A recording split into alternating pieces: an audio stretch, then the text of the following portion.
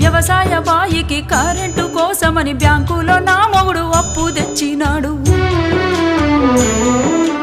అప్పు తెచ్చిన మాట నిజమే, అది వడ్డీకి తెచ్చింది నిజమే.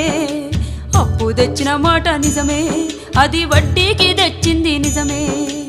ఆరుగాలం చేసి పంట పండించిన అంగట్లో రైతుకు గిట్టుబాటు రాక అప్పు కొంత గట్టి గడువునే కోరితి గవర్నమెంట్ ఆర్డర్ అని ఇల్లు జప్తు చేసే. అయ్యా యాడ తెచ్చి గడుదును నేను ఎవరి కాళ్ళ పడుదును, యాడ తెచ్చి గడుదును నేను ఎవరి కాళ్ళ పడుదును. అసలేటి వానల్లో ముసలెట్ల కట్టుకొని మోకాటి బురదలో మడికట్టు దున్నితే